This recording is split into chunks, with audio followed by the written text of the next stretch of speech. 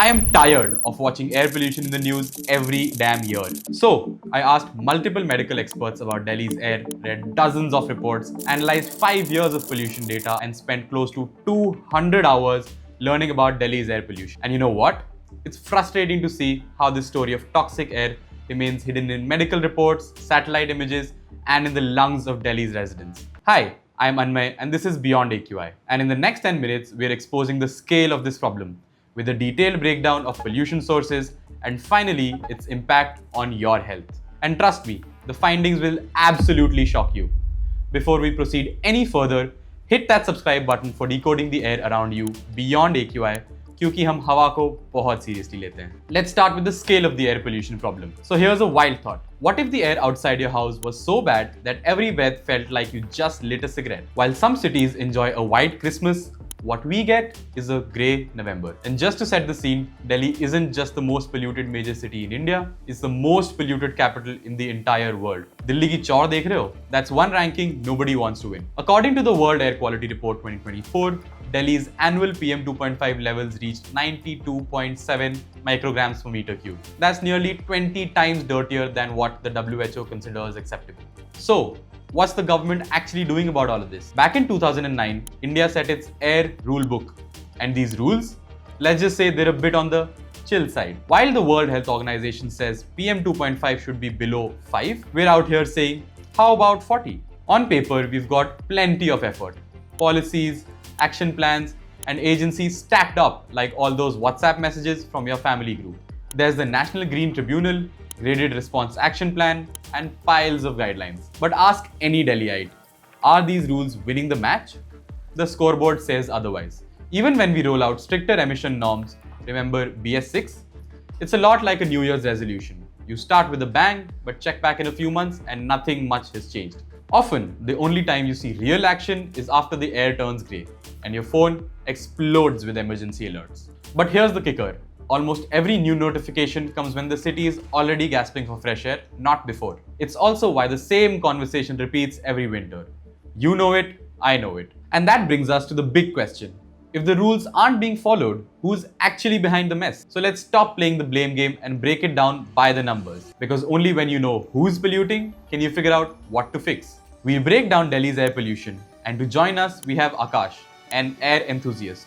Alright, are you ready for some serious pollution talk? Even if you're not, we have Akash in the studio with us. Hello, let's go. I'm telling you, these numbers will shock you and explain why simple solutions just don't work. First comes vehicles at 28%. There are 1.2 crore registered vehicles here. That's basically one vehicle for every 4 people. Oh man, that's a lot of vehicles. Yes, but here's a fun fact. Trucks are just 3% of total vehicles, but they pump out nearly a third of the vehicular pollution. In fact, I'll show you vehicle-wise contributions of pollution. Then there are factories and industries. Factories in Delhi and surrounding areas quietly pump out 22% of our air problems. Even I remember Central Pollution Control Board data reveals that 1846 polluting industries operate in the NCR region. Most don't follow the rules, and things like lead and mercury that nobody really signed up for end up in our air. Yes, a 2023 audit found 34% factories violating emission norms with informal sector compliance at just 23%. By the way, any idea on which kind of industries pollute majorly? Yes, coal-based industries contribute most of the heavy metal and SO2 stuff. Now, moving on to our third factor, which is stubble burning or parali burning as they call it.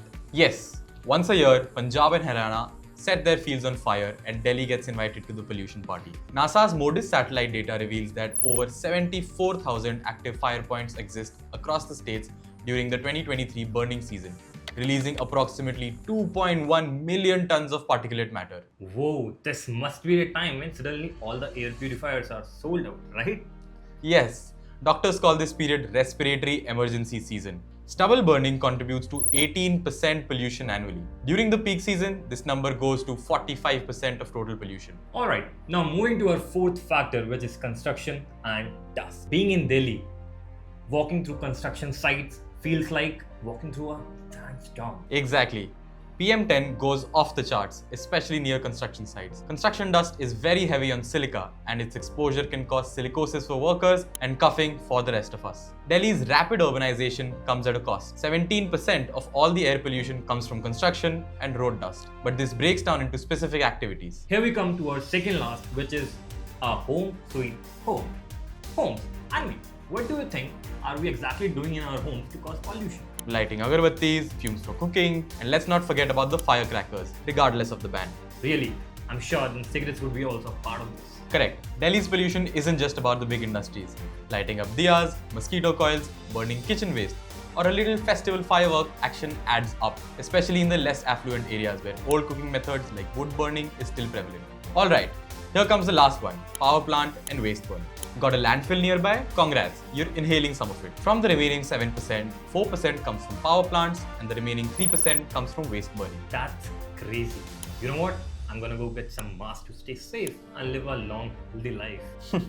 That's a smart move. Maybe also get a wearable air purifier like mine for occasions like meetings, events, or maybe where it is just inconvenient to wear a mask. Can I borrow yours? Alright.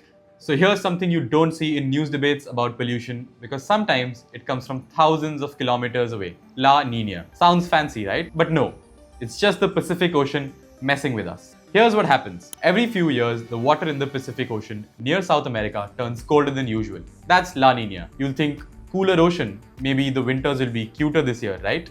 No. The La Nina is actually bad news for Delhi. And here's why. Suddenly, the air in Delhi stops moving. Winter drags on, you get fog, humidity, and those thick, silent nights where pollution just sits there and refuses to budge. Now, here's the part that'll blow your mind. Delhi isn't just unlucky with pollution. It's geographically jinxed to be a pollution trap. Delhi lies between the Himalayas to the north and the Aravalis to the south, creating a bowl-like basin that traps polluted air. And in winters, because the sun can't really break through the blanket of cold, foggy air, a phenomenon called temperature inversion turns into Delhi's worst nightmare. Warm air sits up top, cold polluted air gets locked down by the ground, and everything nasty just hangs around. Monsoon season extends and there's barely any winds. There's another curveball here. All those fumes from factories, vehicles, and fires, during La Nina winters, they get trapped together. And when pollution sits for long enough, it starts to cook up new chemicals, a 15 to 20% bonus layer of secondary particles. And you could say, but hey, that's just the weather, right? Not really. India's meteorological department says that Delhi gets hit with these inversions nearly 9 out of the 10 times every winter. That's 89% of days trapping pollutants within just 200 meters from the ground. So what's the big takeaway? Can we fix it?